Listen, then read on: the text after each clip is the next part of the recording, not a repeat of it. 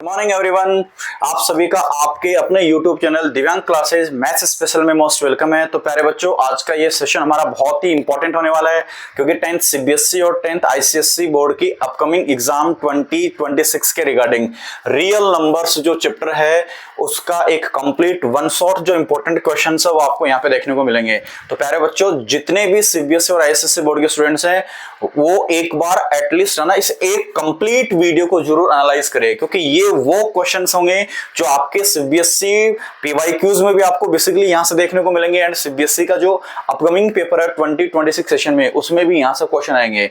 चलिए ज्यादा टाइम ना वेस्ट करते हुए अपन क्वेश्चंस हैं उनको सॉल्व करते हैं। Let's start the solution of all the questions which are appeared on the board. तो प्यारे बच्चों, आज का सबसे मोस्ट इंपॉर्टेंट क्वेश्चन है, फर्स्ट क्वेश्चन है, if two positive integers a and b are written as a is equal to x cube y square। ये प्यारे बच्चों बात कर रहा है दो पॉजिटिव इंटीजर्स हैं जिसमें से एक वैल्यू हमारे पास है a की वैल्यू है x cube into Y square and b second positive integer है बेटा b, उसकी वैल्यू हमारे पास है x इंटू में है y cube and x and y are prime numbers. तो प्यारे बच्चों ये दोनों प्राइम नंबर्स हैं तो इनका HCF कितना आएगा, 1 आएगा basically. Then the result obtained, यानी जो रिजल्ट प्राप्त किया गया उसकी बात कर रहा है।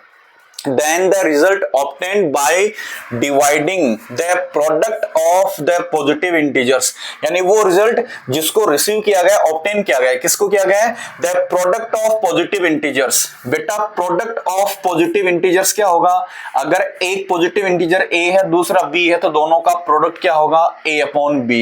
इसको डिवाइड किया गया, किससे किया गया है, dividing the product of positive integers, product of positive integers का डिवाइड किया गया है by the LCM of A B, यानी ए और बी का जो प्रोडक्ट है उसको डिवाइड किया गया है LCM of A and B के रिगार्डिंग।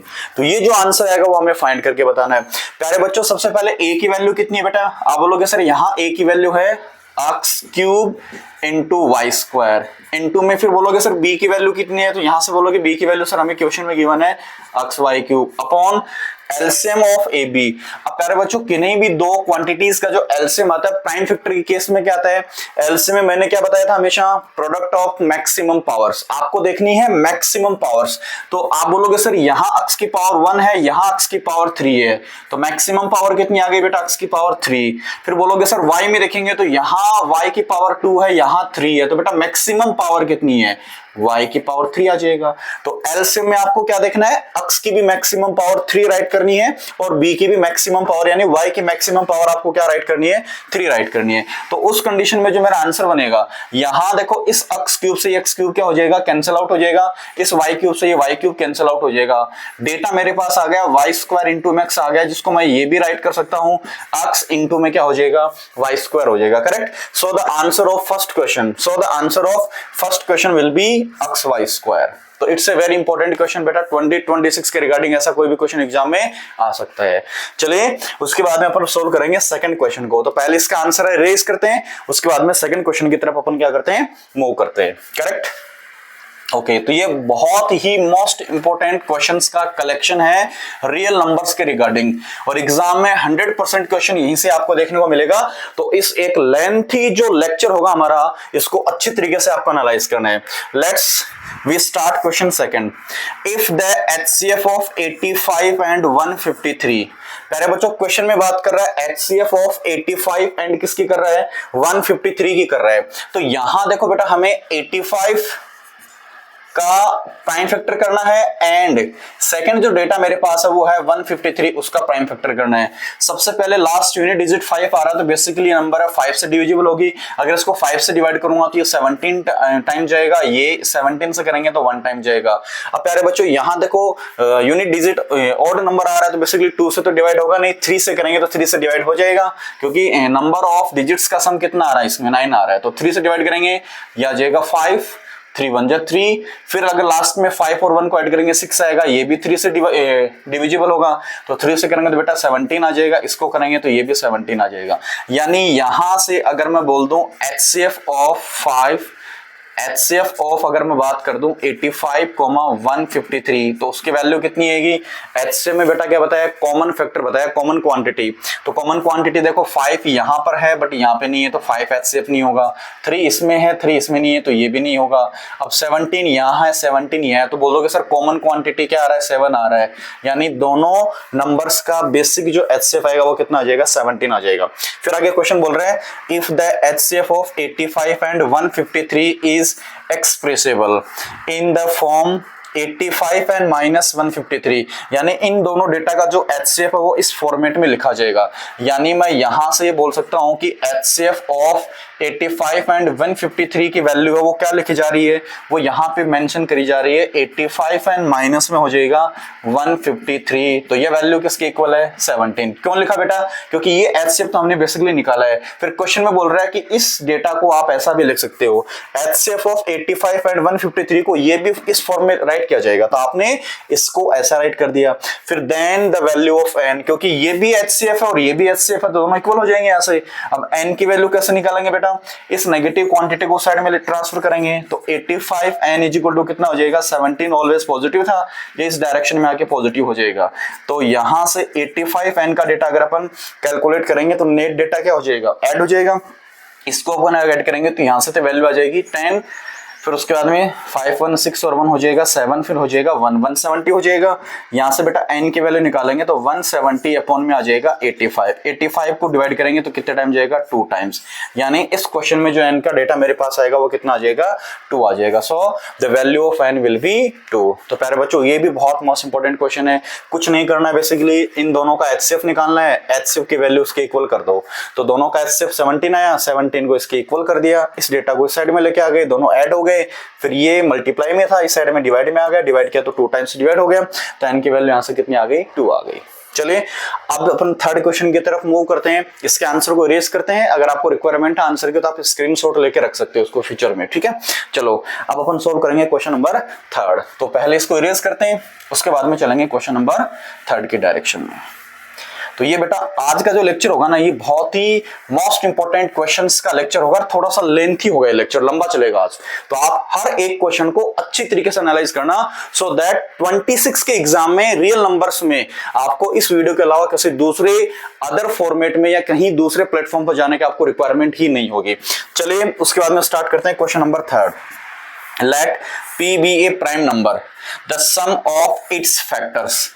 बेटा यहां क्वेश्चन में क्या बोला गया है, P is a prime number, P is equal to क्या, एक प्राइम नंबर है। तो थोड़ा सा माइंड लगाओ, अगर मैं ये बोल दूं, सपोज दैट मैं ये बोल दूं अगर मेरे पास कोई प्राइम नंबर 2 है, तो 2 प्राइम नंबर है बेटा, तो 2 के फैक्टर क्या होंगे, आप बोलोगे सर 2 के फैक्टर होंगे 1 इंटू 2, क्या बोल दो 2 इंटू 1, बात एक ही है, क्योंकि 2 या तो 1 से डिवाइड होगा या 2 किससे होगा, 2 से डिविजिबल होगा। तो बेसिकली 2 एक प्राइम नंबर है, तो 2 के कितने फैक्टर हो रहे हैं, एक तो बोलोगे सर 2 का फैक्टर 1 है और एक 2 का फैक्टर कितना है, 2 है।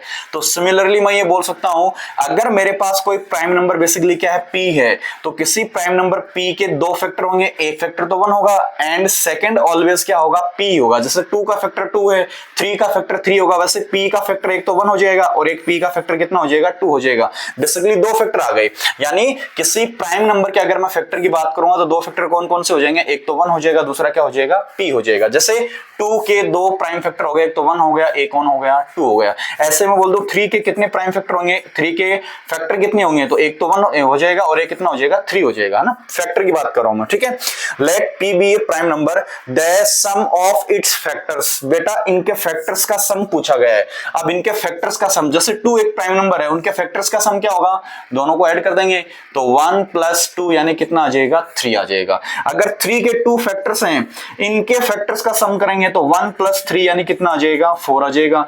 सिमिलरली अगर P के 2 फैक्टर्स, एक 1 है सेकंड P है, इन दोनों को अगर प्लस करेंगे तो क्या आ जाएगा, 1 प्लस क्या आ जाएगा, P आ जाएगा। सो अगर P कोई प्राइम नंबर है बेसिकली, तो उसके फैक्टर्स का जो सम हो जाएगा बेसिकली कितना हो जाएगा, 1 प्लस P हो जाएगा, यानी ऑप्शन डी है वो मेरा क्या हो जाएगा, राइट आंसर हो जाएगा। तो प्यारे बच्चों ये भी इंपॉर्टेंट क्वेश्चन है, सीबीएसई का PYQ है, if P is a prime number then total factors of P, तो P के फैक्टर्स कितने होंगे, 2 होंगे, ध्यान रखना है, और उन दोनों फैक्टर्स का सम कितना हो जाएगा, P प्लस 1 हो जाएगा, करेक्ट। चलिए उसके बाद में चलते हैं नेक्स्ट क्वेश्चन की तरफ। पहले इसका स्पेस है वो थोड़ा सा यहाँ पे क्रिएट करते हैं। आफ्टर दैट अपन चलेंगे फोर्थ क्वेश्चन की तरफ। अभी अपन चलेंगे फोर्थ क्वेश्चन की तरफ।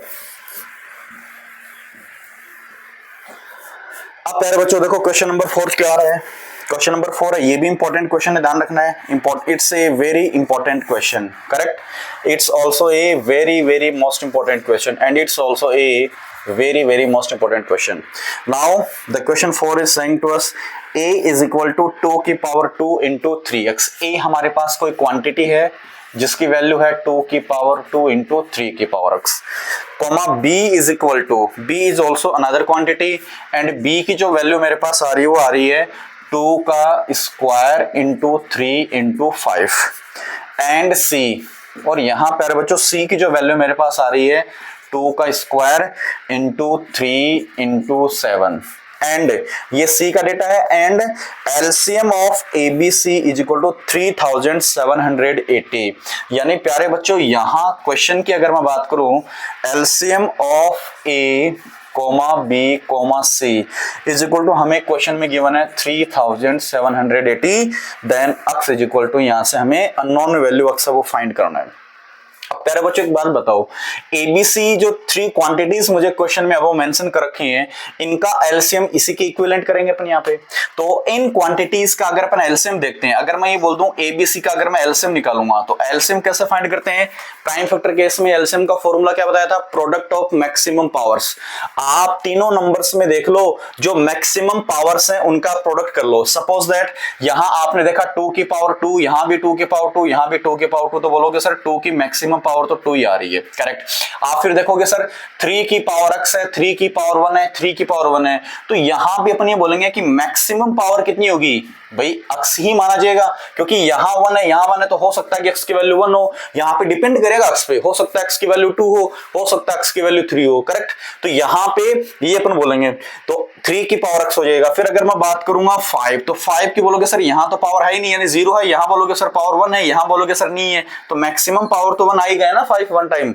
7 की बात करूंगा तो बोलोगे सर 7 इसमें है इसमें नहीं है, तो बेटा हमें एलसीएम देखना है, एलसीएम का मतलब मैक्सिमम पावर देखनी होती है, तो यहां इनटू में 7 आ जाएगा, इज इक्वल टू में आ जाएगा 3700 में क्या आ जाएगा 80 आ जाएगा। अब प्यारे बच्चों इसको थोड़ा सा सिंप्लीफाई कर दो आप। अगर आप इसको सिंप्लीफाई करोगे तो आप इसको लिखोगे 2 की पावर 2, यानी बेटा यहां से 4 हो जाएगा, इंटू 3 की पावर x हो जाएगा, फिर ये 5 इंटू में 7 इज इक्वल टू 3780। अब प्यारे बच्चों यहां से बेटा हमें x की वैल्यू चाहिए, तो ये डेटा तो देखो एज इट इज रखेंगे LHS में, बाकी डेटा को ट्रांसफर कर दो उधर, तो 3780 अपॉन में 4 मल्टीप्लाई में था, इधर डिवाइड में आ जाएगा, 5 मल्टीप्लाई में था, ये भी डिवाइड में आ जाएगा, 7 मल्टीप्लाई में था, ये भी डिवाइड में आ जाएगा। अब प्यारे बच्चों हमें इसका डिवाइड करना है तो बेसिकली अगर मैं 5 से डिवाइड करूं, क्योंकि लास्ट में 0 आ रहा है तो 5 से इजी रहेगा, तो 5 से डिवाइड करेंगे, 7 5 जा 35, फिर रिमाइंडर 2 बचेगा 28, फिर 5 5 जा 25, रिमाइंडर बचेगा 3 30, फिर 5 6 जा 30, तो यानी 5 से डिवाइड किया तो आ गया 756, यानी 3 to the raise x is equal to आ जाएगा 756 अपॉन में आ जाएगा 4 इंटू 7। अब प्यारे बच्चों अगर इसको मैं बेसिकली 4 से डिवाइड करूं तो 4 1 जा 4, रिमाइंडर 3 बचेगा 35, फिर 8 4 जा 32 हो जाएगा, रिमाइंडर 3 बचेगा 36 को 4 से करूंगा तो 9 टाइम चला जाएगा, यानी 3 to the power x is equal to में आ जाएगा 189 अपॉन 7। अब प्यारे बच्चों 7 से इसको कैंसिल आउट करेंगे तो 7 2 जा बेसिकली हो जाएगा 14, फिर रिमाइंडर बचेगा 4, फिर 4 और 9 7, यानी 4 9 हो जाएगा 49, तो 7 7 जो हो जाएगा 49, यानी फाइनली जो 3 की power x is equal to मेरे पास वैल्यू आई 27। अब बेटा यहाँ से x की वैल्यू निकालनी है तो हमें क्या करना होगा, पावर बेस रूल जनरेट करना होगा। पावर बेस रूल क्या कहता है, अगर बेसिकली बेस सेम है तो पावर एक्सपोनेंट भी क्या होगा, सेम होगा, तो मैं 27 को क्या लिख सकता हूँ 3 की पावर 3, क्योंकि 3 इंटू 3 कितना हो जाएगा 27, तो 3 की power x is equal to 3 की पावर 3 हो जाएगा। यानी यहां दोनों का पावर बेस रूल से अगर मैं कैलकुलेट करूं तो पावर बेस रूल से यहां क्या बोल दूंगा 3 की पावर x, यानी डेटा क्या है 3 की power x is equal to 3 की पावर 3, दोनों का अगर बेस सेम है तो बेसिकली एक्सपोनेंट भी क्या हो जाएगा, सेम हो जाएगा, यानी यहां से x की वैल्यू मेरे पास कितनी आ रही है 3 आ रही है, करेक्ट। सो ऑप्शन अगर मैं बात करूंगा इस क्वेश्चन के आंसर की तो ऑप्शन डी हमारा क्या हो जाएगा राइट आंसर हो जाएगा। करेक्ट, ऑप्शन डी क्या हो जाएगा, राइट आंसर। तो अभी तक हमने केवल 4 क्वेश्चन किए हैं, अभी हमारी ये सीरीज कंटिन्यू रहेगी। अभी हमारी सीरीज क्या रहेगी, कंटिन्यू रहेगी, क्योंकि इंपॉर्टेंट क्वेश्चंस का लेक्चर चलेगा। करेक्ट, तो एक बार स्क्रीनशॉट ले लो ताकि थोड़ा सा आपको टाइम मिल जाए। So now we are going to solve question number 5, and question 5 is saying to us 3 bells ring at intervals of 48, 60, 70 minutes। ये बोल रहा है कि प्यारे बच्चों 3 हमारे पास क्या है, बेल रिंग है। बेसिकली वो क्या कर रही है, रिंग कर रही है। किस टाइम इंटरवल में कर रही है, 48 मिनट्स पे, 60 मिनट्स पे एंड 70 मिनट्स के गैप पे कर रही है। If they start ringing together, after how much time they will next ring together।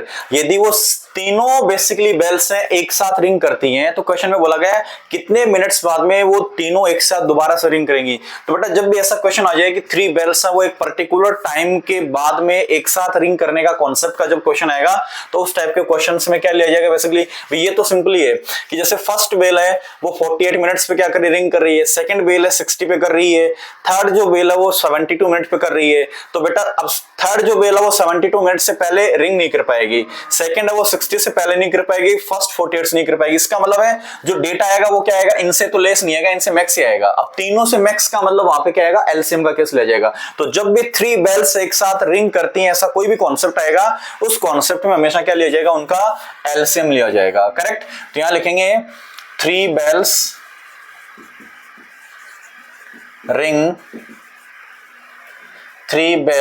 ring together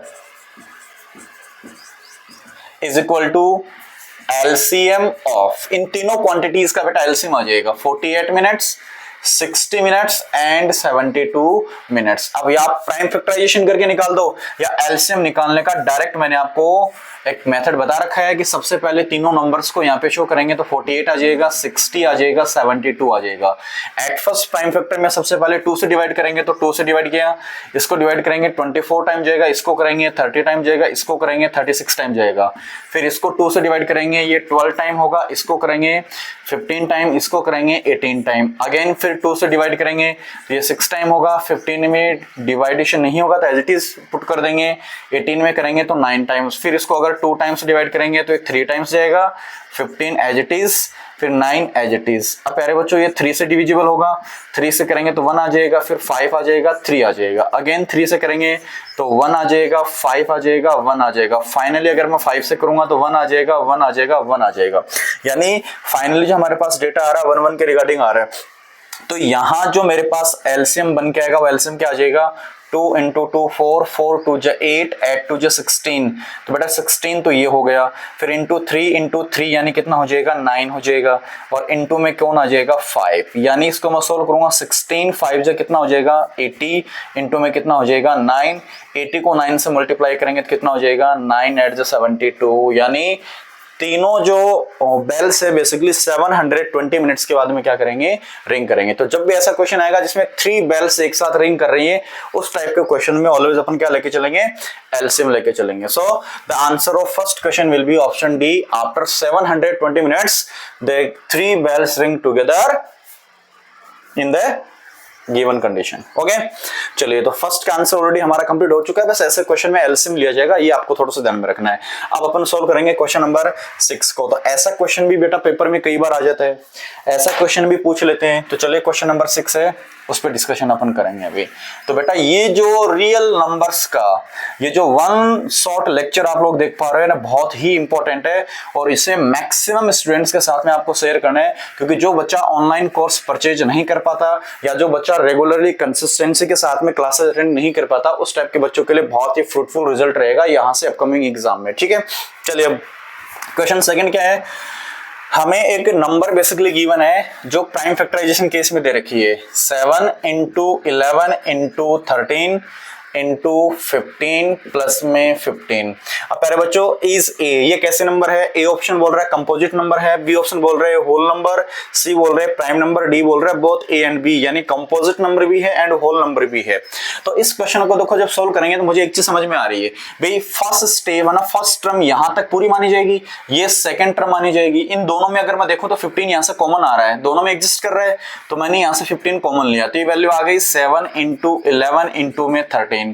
बेटा 15 यहाँ से कॉमन लेंगे 1 बचेगा, 13 को 1 से मल्टीप्लाई करेंगे 13 plus as it is 15 out of ले लिया तो यहाँ पे क्या रिमाइंडर, यहाँ पे क्या बचेगा 1 बचेगा मेरे पास। ठीक है, इसको और इजी करूँ तो 15 एज इट इज। अब बेटा इसको थोड़ा सा सोल्व कर लेते हैं। अगर मैं जैसे बेसिकली इसको सोल्व करता हूँ 13 को 7 से मल्टीप्लाई करूँ 13 से 1 जो कितना हो जाएगा 91 इंटू में 11 as it is plus 1 as it is 15 as it is. 11 को अगर मैं 91 से मल्टीप्लाई करूं तो 11 1 जो 11 कैरी 1 आ जाएगा बेटा यहाँ पे 11 9 जो 99 99 और 1 कितना हो जाएगा 100 हो जाएगा। तो बेटा ये रिजल्ट आ जाएगा 1001 आ जाएगा, प्लस में 1 हो जाएगा। यानी इसको इजी करके लिखो तो आ जाएगा 15 इंटू 1001 में बेटा 1 ऐड करेंगे तो आ जाएगा 1002 आ जाएगा। अब यहां ध्यान दो, देखो 1002 कैसे नंबर है, इट्स ए प्राइम नंबर क्योंकि किसी से भी डिविजिबल नहीं है। बेसिकली क्या 3 से डिविजिबल है? Yes, it can be divided by 3 also. Correct, इसको 3 से डिवाइड किया जा सकता है। तो अगर मैं इसके फैक्टर करके राइट करना चाहूं तो बेटा ये कैसे नंबर आएगा, देखो 15 है, 15 के फैक्टर कितना हो जाएगा 3 इंटू में क्या हो जाएगा 5 इंटू में कितना हो जाएगा 1000 क्या हो जाएगा 2 हो जाएगा। तो ये मेरे पास कैसे बेटा नॉन प्राइम नंबर है, ये मेरे पास कैसे नंबर है नॉन प्राइम नंबर है। करेक्ट, ये प्राइम डेटा है, ये भी प्राइम नंबर के केस में डेटा है। अब इससे गिवन क्वांटिटी के कितने फैक्टर्स आ रहे हैं, आप बोलोगे सर ये 3 से भी डिविजिबल है, ये 5 से भी डिविजिबल है, ये 1002 से भी डिविजिबल है। तो कोई भी क्वांटिटी जो होती है, किसी भी क्वांटिटी जिसको अपन ये बोल सकते हैं कि every composite number can be expressed as the product of prime factors, कि किसी भी कंपोजिट नंबर को प्राइम फैक्टर के केस में क्या किया जा सकता है रिप्रेजेंट किया जा सकता है। किसी भी प्राइम फैक्टर को यानी किसी भी कंपोजिट नंबर को प्राइम फैक्टर के केस में रिप्रेजेंट किया जा सकता है। तो बेटा ये 2 प्राइम फैक्टर हैं, इसको भी अपन देखो 3 से डिवाइड करके प्राइम फैक्टर में जनरेट कर सकते हैं। इट मींस ये कंपोजिट नंबर तो डेफिनेटली है ही है, ये कंपोजिट नंबर तो है। क्या प्राइम नंबर है? देखो बेटा ये प्राइम नंबर के केस में नहीं आ रही है यहाँ पे। करेक्ट, उसके बाद में होल नंबर है क्या? एग्जैक्टली होल नंबर है। होल नंबर क्या होती है? ऐसी क्वांटिटी जो 0 से स्टार्ट होती है।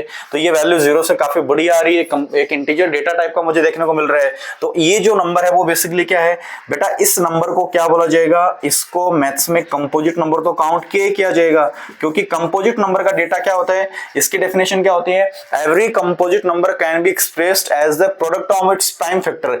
ये जो प्रोडक्ट लिखा है इसमें 2 प्राइम फैक्टर्स आप देख रहे हो, इसको भी प्राइम फैक्टर में आप राइट कर सकते हो। करेक्ट, हमें तो आइडिया लगाना था कैसी नंबर है, इसलिए डायरेक्ट अपन बोलेंगे कंपोजिट नंबर भी है, साथ में ये क्वांटिटी क्या है, एक होल नंबर भी यहां पे रहेगी। बेसिकली एक यहां पे ये क्या रहेगी, होल नंबर भी रहेगी। करेक्ट, और प्राइम नंबर क्यों नहीं बेटा, क्योंकि प्राइम नंबर की डेफिनेशन वो होती है कि जिसमें बेसिकली या तो खुद का डिविजिबल होता है या फिर किसका होता है 1 का होता है। बट यहाँ ये 3 से भी डिवाइड हो रही है, 5 से भी हो रही है, मैनी अदर नंबर से डिवाइड हो रही है, इसलिए प्राइम नंबर नहीं है। तो ये कंपोजिट नंबर भी है एंड होल नंबर भी है। सो इस क्वेश्चन का जो आंसर मेरे पास आ जाएगा बोथ ए एंड डी आ जाएगा, यानी it's a composite number and it's a whole number also. Correct, तो इंपॉर्टेंट क्वेश्चन है, ध्यान रखना है। 2 एमसीक्यूज दे रखे हैं, दोनों राइट है इसके अंदर। करेक्ट, ऑप्शन ए भी राइट है और ऑप्शन बी भी है, बट यहाँ डी में दोनों को इंक्लूड कर दिया कि बोथ ए एंड बी, इसलिए मेरा आंसर क्या रहेगा, ऑप्शन डी रहेगा। तो इंपॉर्टेंट क्वेश्चन है, थोड़ा सा ध्यान रखना।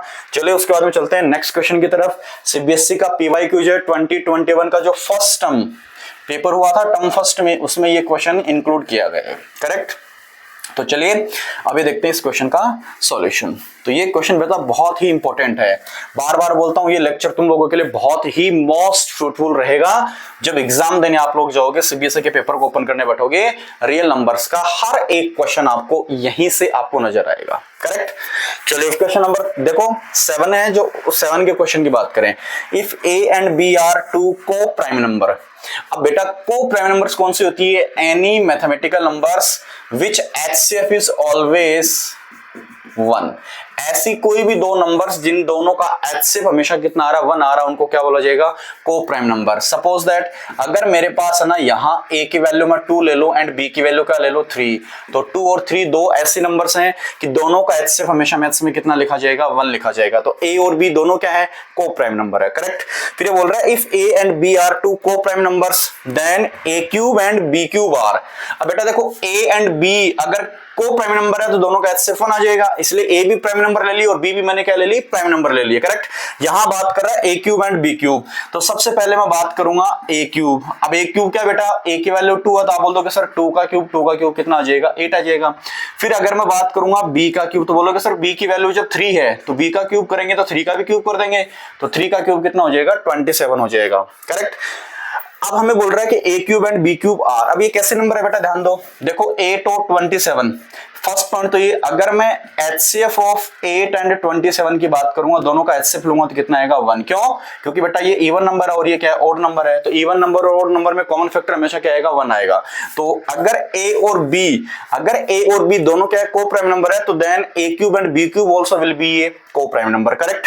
तो यहां पूछ रहा है a cube b cube are coprime number. Correct, 100% है बेटा, को प्राइम नंबर है, क्योंकि दोनों का HCF 1 आ रहा है। नॉट को प्राइम नंबर, नहीं, रॉन्ग, को प्राइम नंबर है। इवन, क्या दोनों इवन है क्या? नहीं, अपन बोलेंगे ए क्यूब तो इवन है, बेसिकली ए क्यूब है वो तो कैसी क्वांटिटी है, इवन है, बट बी क्यूब कैसी आ रही है बेटा, ओड आ रही है।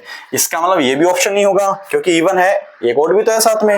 फिर ओड है, ये भी नहीं होगा, क्योंकि एक ओड है दूसरी वन है। इसका मतलब है इस क्वेश्चन का जो आंसर होगा मेरे पास, ऑप्शन कौन सा हो जाएगा, ए हो जाएगा। तो इस कॉन्सेप्ट को याद करना है।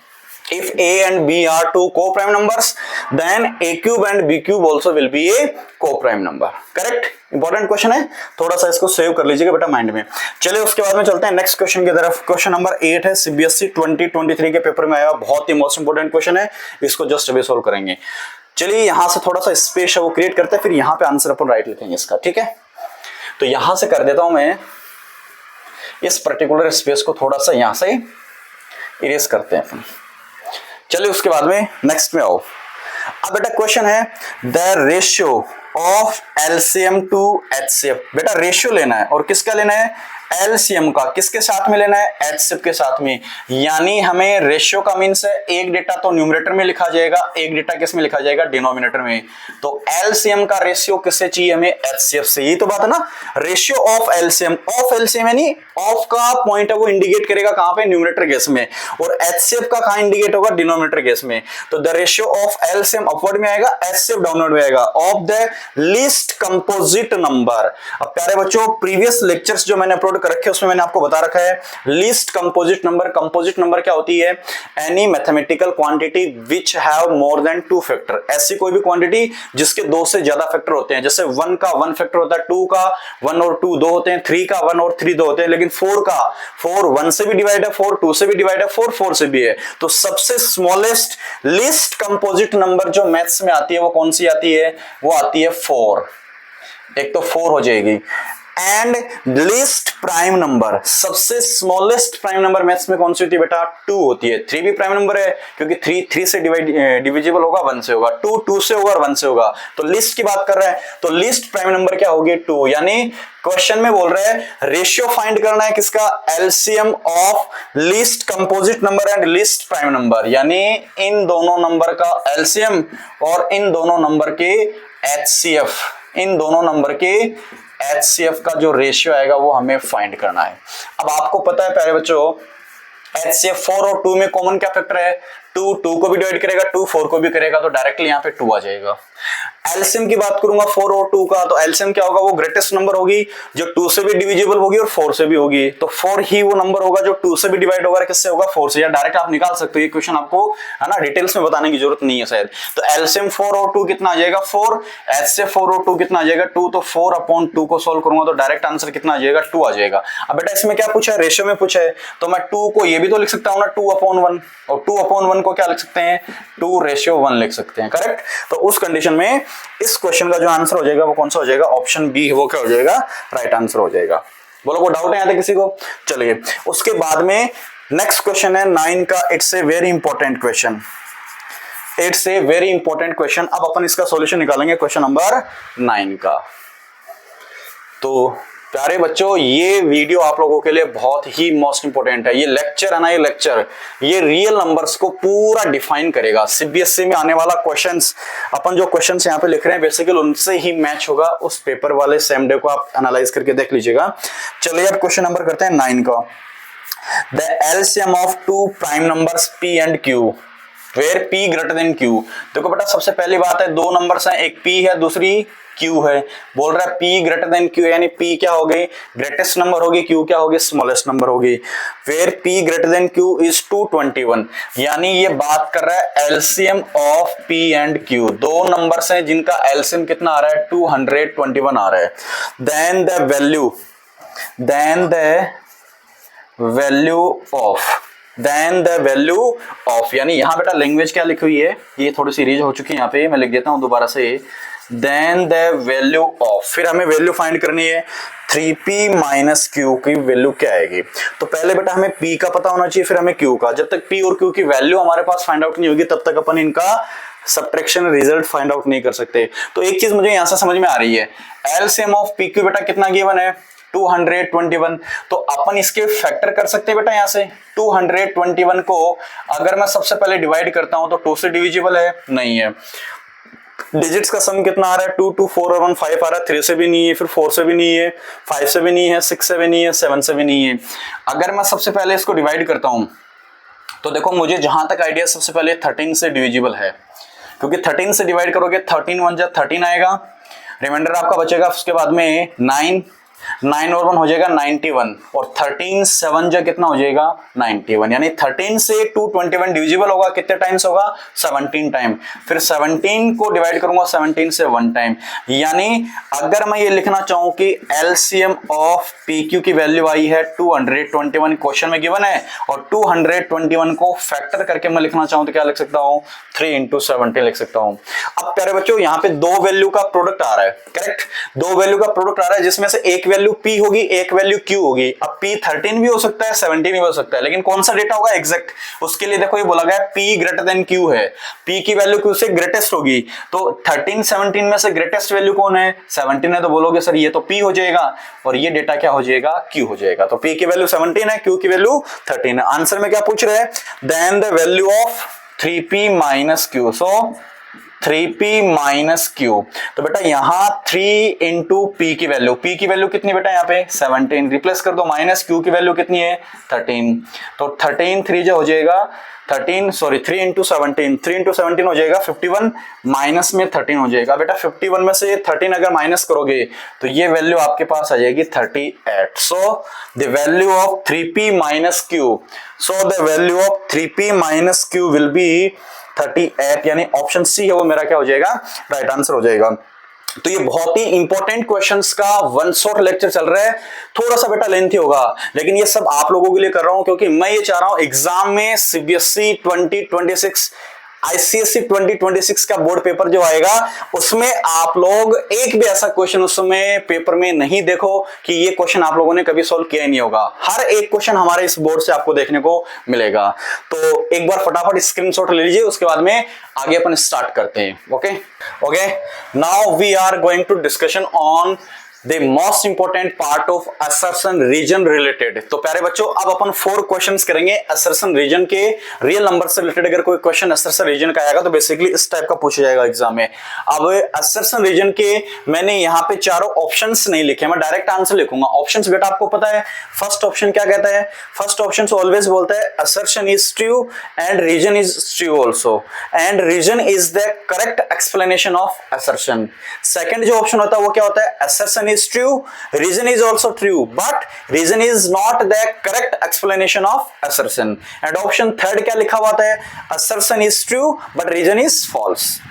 Option D क्या आता है, assertion is wrong and reason is true. तो ये 4 ऑप्शंस आते हैं, तो मैं डायरेक्ट क्वेश्चन को सॉल्व करके ऑप्शन बता दूंगा कि इसका ए ऑप्शन है, इसका बी है, इसका सी है, इसका डी है, क्योंकि हमारे पास है ना स्पेस थोड़ा सा आप देख रहे हो कम है ना, इतना ज्यादा हमारे पास है नहीं, और that's why we are right only the direct answer. Okay चलो लेट्स।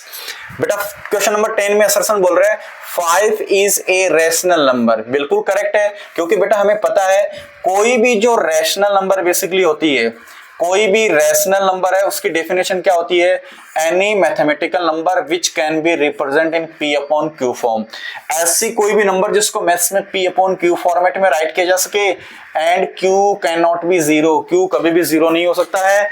एंड यहाँ आपको ये भी देखने को मिलता है कि p एंड q ये ऑल क्या होती है, इंटीजर्स होते हैं, है ना, इंटीजर्स होते हैं। तो 5 कैसे नंबर है बेटा, 5 रेशनल नंबर है, क्योंकि 5 को लिखा जा सकता है 5 अपॉन 1।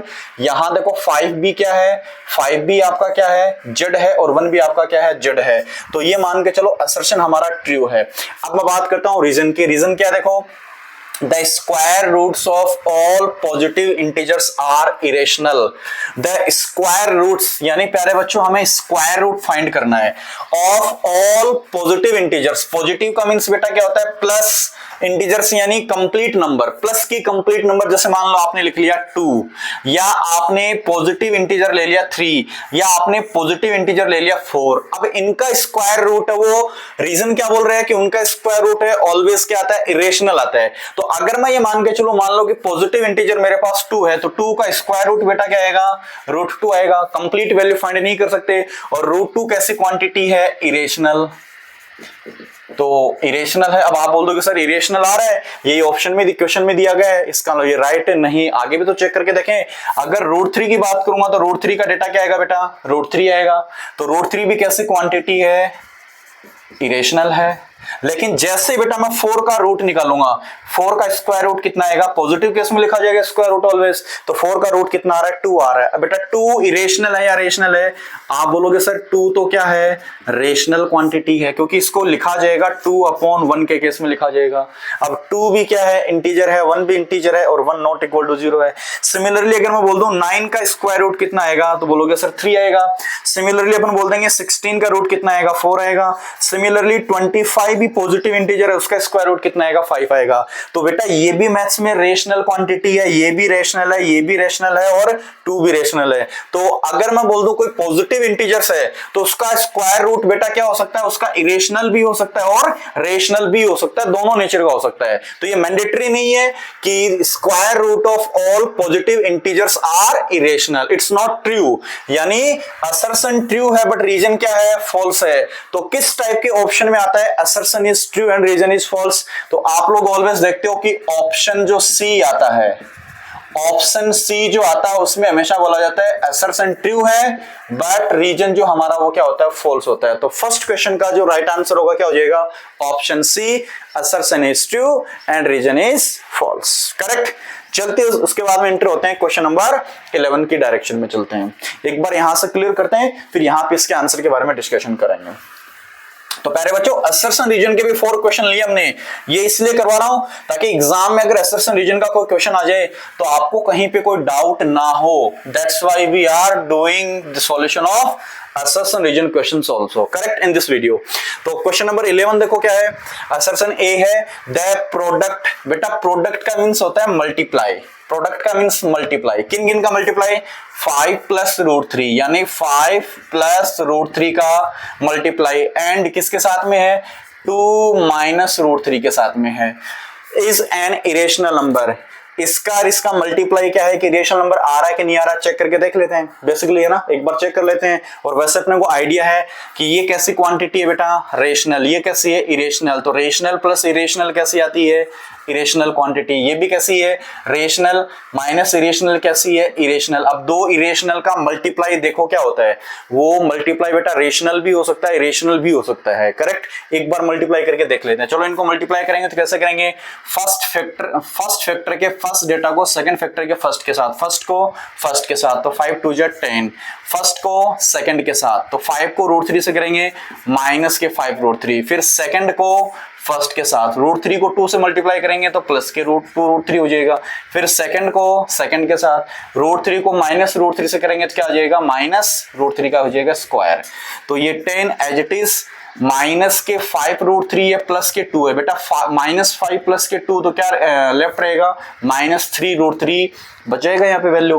फिर माइनस √3 का स्क्वायर कितना हो जाएगा बेटा? यहाँ पे 3 हो जाएगा। तो आप बोलोगे सर 10 में से 3 सब्ट्रैक्ट करेंगे तो 7 बचेगा, और 7 माइनस में क्या आ जाएगा? 3 √3। तो यहाँ एक बात बताओ, √3 कैसे क्वांटिटी है? इरेशनल है, तो 3 से मल्टीप्लाई करेंगे, ये भी इरेशनल आएगा। रेशनल और इरेशनल का डिफरेंस भी क्या आता है? इरेशनल। या सिंपली बोल दो जहां √2 √3 √5 दिखाई दे आपको ऐड हुए, वहां पे आप डायरेक्ट बोल दो कि सर ये कैसे नंबर है? इरेशनल नंबर है। तो it's also a irrational number. तो असर्शन तो ट्रू है इसका कि इन दोनों का प्रोडक्ट है वो क्या है? एन इरेशनल नंबर है, जो कि ऑलरेडी हमने कैलकुलेट करके देखा इरेशनल नंबर आ रहा है। अब इसका रीजन क्या आ रहा है? The product of two irrational number is an irrational number. अब देखो यहां पे थोड़ा सा कंफ्यूज हो सकते हो आप लोग, किस वजह से? भाई ये भी इरेशनल है क्योंकि इसमें √3 आ रहा है, इसमें भी √3 आ रहा है, ये भी इरेशनल है, ये भी इरेशनल है। तो आप बोलोगे सर हमने जब इस इरेशनल को इस इरेशनल से मल्टीप्लाई करके देख लिया तो रिजल्ट हमें क्या मिला? इरेशनल नंबर मिला है, तो ये ट्रू होना चाहिए, करेक्ट। बट बेटा ये भी तो हो सकता है ना, ये भी तो हो सकता है, मान लो आपके पास एक इरेशनल नंबर है √3 और सेकंड इरेशनल नंबर आपके पास है 2√3। बेटा इसमें भी √3 है, इरेशनल है, 2√3 भी इरेशनल है। आप इन दोनों को जो मल्टीप्लाई करोगे तो बेसिकली मल्टीप्लाई क्या होगा? 2 तो एज इट इज हो जाएगा, √3 को √3 से मल्टीप्लाई करेंगे तो √3 का स्क्वायर ऐड किया जाएगा, तो 2 इंटू √3 का स्क्वायर 3 आ जाएगा, 3 2 क्या हो जाएगा? 6 आ जाएगा। अब प्यारे बच्चों बताओ 6 इरेशनल है या रेशनल है?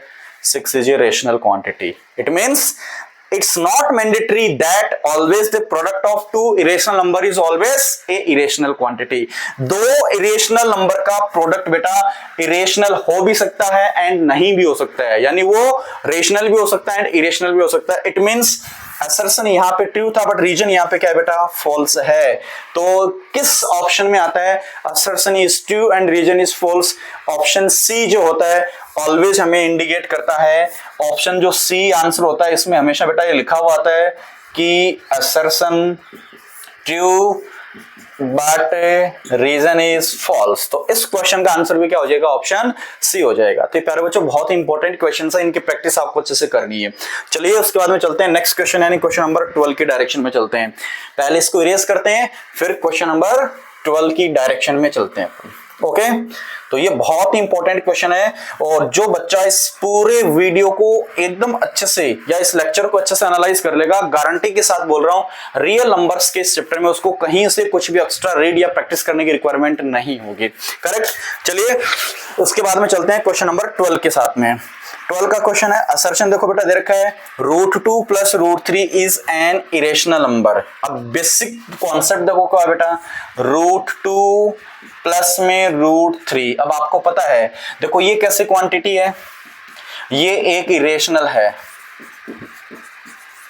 और ये क्वांटिटी भी बेटा कैसी है? आप बोलोगे सर ये भी इरेशनल है। तो जब मैंने इन दोनों को ऐड किया तो √2 की कंप्लीट वैल्यू फाइंड आउट नहीं कर सकते, √3 की भी कंप्लीट वैल्यू फाइंड आउट नहीं कर सकते, तो ये दोनों का डेटा मुझे पता ही नहीं क्या आएगा। बेसिकली अप्रोक्सीमेट डेटा आएगा वो अलग पॉइंट है, एग्जैक्ट वैल्यू तो फाइंड आउट नहीं कर सकते। तो जब भी √2 √3 दो इरेशनल नंबर आ रही है तो इन दोनों इरेशनल नंबर जो कि डिफरेंट है, if two irrational number are given to us and both are different, जब दो irrational number हमें given है दोनों different है तो उस केस में दोनों का add जो आता है बेटा वो क्या आता है? वो always क्या आएगा? irrational number आएगा, वो ऑलवेज क्या आएगा? Irrational number. तो ये तो ट्रू पॉइंट है कि √2 + √3 इज एन क्या है? इरेशनल नंबर है। बात बिल्कुल करेक्ट है, ये सही है, इसे एग्री कर रहे हैं अपन। रीजन क्या बोल रहे हैं? If P and Q are prime positive integers, P and Q बेटा ये बोल रहा है P है वो आपके पास क्या है? Prime positive integer. Q भी आपके पास क्या है? प्राइम नंबर भी होना चाहिए, साथ में पॉजिटिव भी होना चाहिए और एक इंटीजर होना चाहिए। तो अपन ऐसा लेट कर सकते हैं ना कि P की वैल्यू मान लो जैसे कितनी है, सपोज दैट P की वैल्यू मैंने कितनी मान ली? 3 है और Q की वैल्यू कितनी मान ली? 5। दोनों प्राइम नंबर हैं, पॉजिटिव नंबर हैं। Then √P + √Q। अब बेटा अगर मैं यहां √P + √Q के डेटा को एनालाइज करूंगा तो P मैंने क्या लिया? प्राइम नंबर ली है और पॉजिटिव ली है 3, तो रूट के अंदर P की वैल्यू मैं 3 पुट कर दूंगा, प्लस में √Q क्या लिया बेटा? Q है वो प्राइम भी है पॉजिटिव इंटीजर भी है तो मैंने ले लिया 5, तो √5 आ जाएगा। अब जस्ट अभी मुझे बताओ ये कैसी क्वांटिटी है? इरेशनल है। ये भी कैसी है? इरेशनल है। दोनों डिफरेंट है। तो जब √2 + √3 दो डिफरेंट इरेशनल नंबर का ऐड अपन बोल रहे हैं कि इरेशनल क्वांटिटी आएगी, तो यहां भी दो डिफरेंट इरेशनल क्वांटिटी का ऐड भी क्या आएगा? एक इरेशनल नंबर ही आएगा। तो यहां रीजन भी ट्रू है, असर्शन भी ट्रू है। अब ये इसको एक्सप्लेन कर रहा है कि नहीं कर रहा है, इस पॉइंट को वो समझना है। तो देखो यहां अपन क्या बोल रहे हैं? If P and Q are prime positive integers, अगर P और Q प्राइम पॉजिटिव इंटीजर्स हैं तो उस केस में √P + √Q ये मैथ्स में ऑलवेज ऑटोमेटिकली क्या माना जाता है? इरेशनल क्वांटिटी माना जाता है।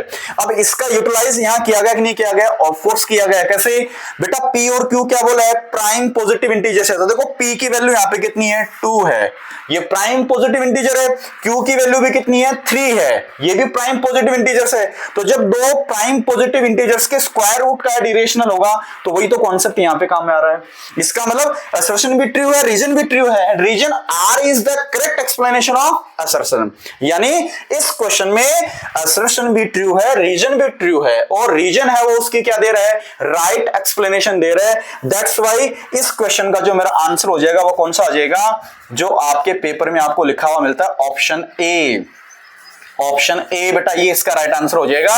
Assertion is true and reason is true and reason R is the correct explanation of assertion A हो जाएगा। Correct, it's important question.